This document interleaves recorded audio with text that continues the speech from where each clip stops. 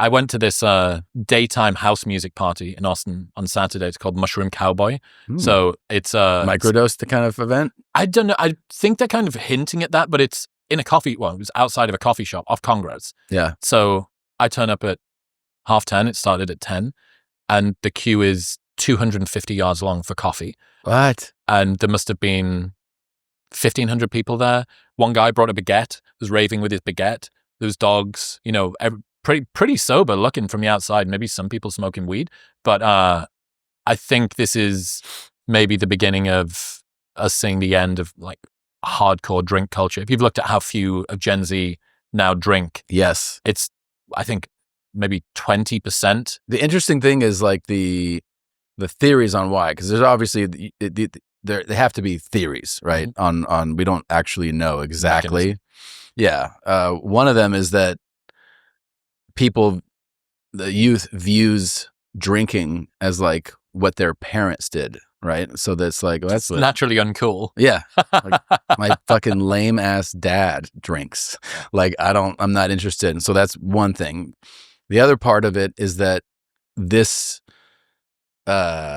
group of people that are the youth right now are so much more informed on what the negative aspects of drinking and what it can do to you, that they're just like, why would I consume this? Yeah, to something like that. And that they've found this whole other, when you want to take the edge off, there's a lot more options. And it's also a lot more accepted today than it was 20 years ago. Like the idea that you could microdose or do edibles or smoke, or, And then there's like all the, ketamine and everything is like, I have different things that I do when I want to have a recreational good time.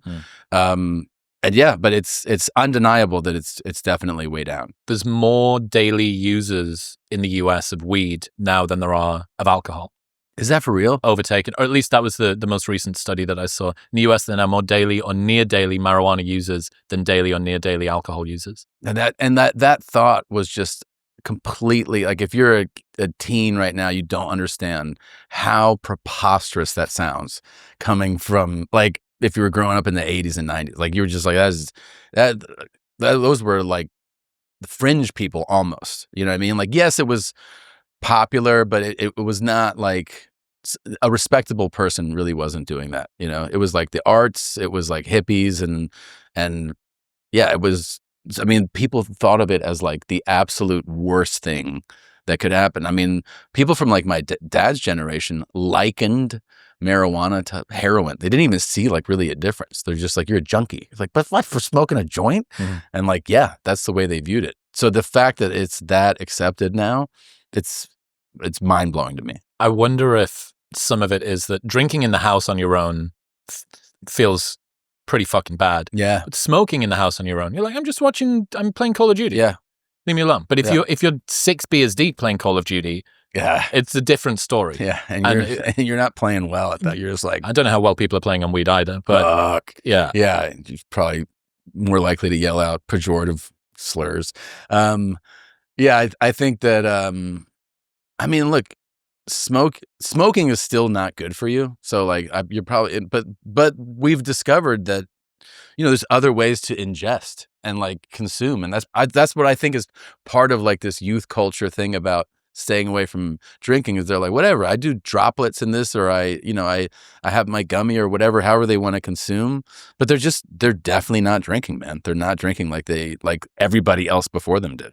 I used to run nightclubs for ages, and one of the big downturns we've seen has been in nightlife industry. I think the UK is losing a nightclub a week. There's not like an unlimited number of nightclubs. It's like one is shutting down pretty much every single week. And I asked a friend who's still in the industry why he thought that was the case. He said, smartphones, man.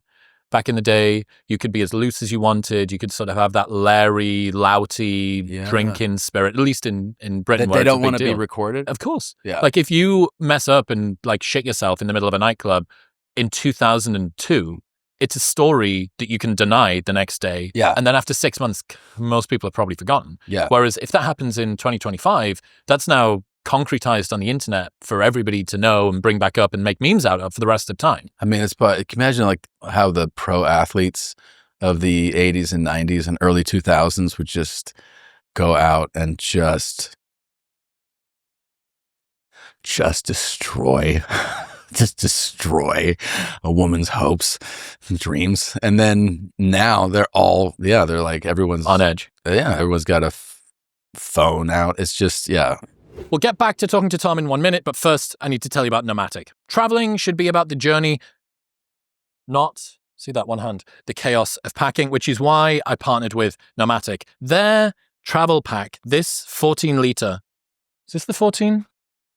This is the 14-litre travel pack. This is the biggest life changer from a luggage perspective that I've ever had. It's what I use every single day, and it makes traveling genuinely so much more enjoyable. They've got compartments for everything. Your laptop, your shoes, your sunglasses. The bag is so clean, you half expect it to start flirting with a flight attendant. And if you're still on the fence, their products will last you literally a lifetime with their lifetime guarantees. This is the final backpack that you ever need to buy. Plus, you can return or exchange any product in 30 days for any reason. So, you can buy your new bag, try it for a month. If you don't like it, they just give you your money back, and they ship internationally.